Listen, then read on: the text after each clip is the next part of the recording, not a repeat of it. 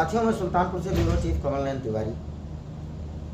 इन दिनों बीते शनिवार के दिन हुई घनश्याम तिवारी की हत्या पूरे जनपद नहीं बल्कि पूरे क्षेत्र में चर्चा का विषय बनी हुई है और आज उन्हीं डॉक्टर साहब की आत्मा की शांति के लिए शहर में विप्र समाज के लोगों के द्वारा शहर के तिकोनिया पार्क स्थित मैदान में एक विशाल श्रद्धांजलि सभा आयोजित की गई।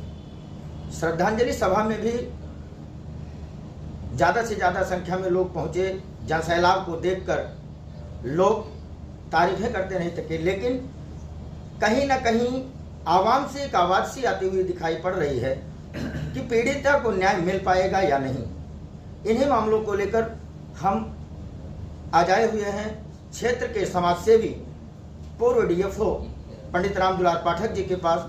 चूंकि पीड़िता के पास सबसे पहले जाने वाले आप ही समाजसेवी के रूप में व्यक्ति हैं, जो पीड़िता के घर जाकर उसका दुख दर्द जानते हुए पीड़िता से मिलकर सहयोग राशि की सहायता देते हुए 1 लाख की पीड़िता को हर संभव मदद दिलाने का वादा किया था। पाठक जी, बहुत बहुत धन्यवाद आपका। धन्यवाद भैया। आप जो आज एक सभा आयोजित की गई थी श्रद्धांजलि सभा के रूप में, ये श्रद्धांजलि सभा से क्या पीड़िता को पूर्णतया न्याय मिल पाएगा या नहीं? श्रद्धांजलि सभा में जो आप तो ये कहेंगे श्रद्धांजलि सभा में लोग आए, उन लोगों ने अपनी श्रद्धांजलि अर्पित किया, लेकिन इसमें जो न्यायिक प्रक्रिया की बात है उस विषय में किसी ने चर्चा नहीं किया है। केवल श्रद्धांजलि सभा आयोजित कर लेने से न्याय नहीं मिलने वाला है, कहीं किसी को नहीं मिला है। न्याय एक विशेष चीज है, ये आम चीज नहीं है, ये आम बात नहीं है, विशेष बात है। तो न्याय की मांग के लिए मैं शुरू से ही कह रहा हूं कि उस पीड़िता को न्याय तभी मिलेगा जब इस पूरे प्रकरण की जांच सीबीआई द्वारा कराई जाए।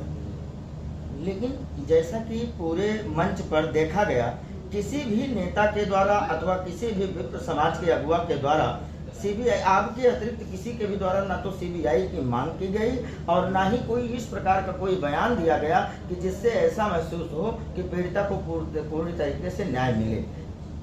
देखिए, बहुत मैं तो ये कहता हूं कि हो सकता है उनके सामने या उनके जहन में ऐसी कुछ राजनीतिक बाध्यता रही हो जिसके चलते उन लोगों ने बहुत साफ साफ बात नहीं किया।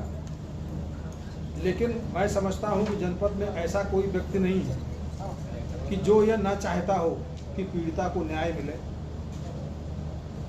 एक मामला सामने आया, जैसे आज सुबह ही सुल्तानपुर की जिलाधिकारी महोदया का ट्रांसफर का जानकारी सूचना प्रसारित हुई और जानकारी के थोड़ी ही देर के बाद एक सूचना दूसरी प्रवाहित हुई कि डीएम साहिबा का ट्रांसफर, जिलाधिकारी महोदया का ट्रांसफर जो हुआ है वो मैटरनिटी लीव के कारण हुआ है। तो लेकिन जबकि लोगों का यह मानना था कि जिलाधिकारी महोदया का ट्रांसफर इस मामले में टाइट सख्ती बरतने के कारण हो रहा है, जबकि पुलिस अधीक्षक को ट्रांसफर करना चाहिए था या तबादला करना चाहिए था, जो कि नहीं हुआ। इस पर क्या कहना है? देखिए, डीएम साहिबा का ट्रांसफर कर दिया गया, निश्चित तौर पर इससे न्यायिक प्रक्रिया बाधित हुई है और डीएम साहिबा ने एक साहसिक कदम उठाया था और उन्होंने ये बिल्कुल घोषणा किया था कि नारायणपुर में जिन लोगों ने सरकारी जमीनों पर कब्जा किया है, उनमें वहाँ मकान बने हैं, वो सारे के सारे मकान ध्वस्त किए जाएंगे। और मैं ये जानकारी देना चाहता हूँ आपके माध्यम से कि नारायणपुर में 7 से 9 तालाब थे, उन सारे तालाबों को बेच करके जो है मकान बन गए हैं और बेचने वाले यही लोग हैं, जो अपराधी हैं यही इसकी जो है ना बिक्री करने वाले हैं, सरकारी ज़मीनों की बिक्री करने वाले हैं। वहाँ 2 प्राइमरी स्कूल भी थे, उन स्कूलों पर कब्जा कर लिया गया और वहाँ के बच्चों को दूसरे विद्यालय में शिफ्ट कर दिया गया। तो ये सारा का सारा जो कृत्य है ये प्रशासन के नॉलेज में है, इसे कौन नहीं जानता है, इसे सारे लोग जानते हैं। तो जहाँ पर इतनी बड़ी धांधली हुई हो, जहां पर इतनी बड़ी गुंडागर्दी हुई हो तो डीएम साहिबा से उन लोगों में डर आना लाजमी था। वो लोग डीएम साहिबा के इस स्टेटमेंट से डर गए और उन्हीं लोगों ने माननीय मुख्यमंत्री के सामने गलत सूचना दिया है और डीएम साहिबा का तबादला ये मान के चलिए इस न्यायिक प्रक्रिया में बहुत बड़ी बाधा है। तो जब इस प्रकार से एक जिलाधिकारी का तबादला कहीं ना कहीं सख्ती बरतने के कारण कर दिया जाता है, तो मान लीजिए जो मुकदमे पंजीकृत किए गए हैं पीड़िता की तहरीर पर, क्या ये कैसे संभव है कि जब इस प्रकार से तंत्र इतना हावी है तो कैसे न्याय मिल पाएगा? मैं यही बार बार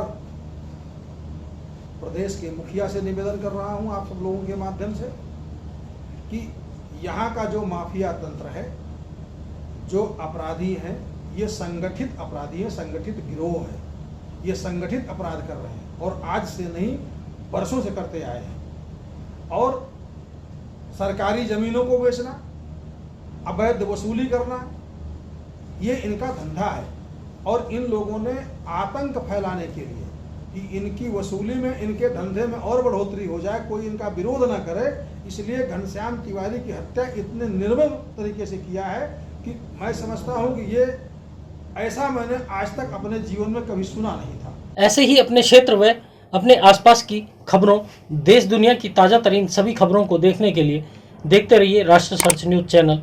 खबरों की लेटेस्ट अपडेट पाने के लिए हमारे चैनल को लाइक व सब्सक्राइब करना ना भूलें और कमेंट के द्वारा खबर के प्रति अपनी राय जरूर दें।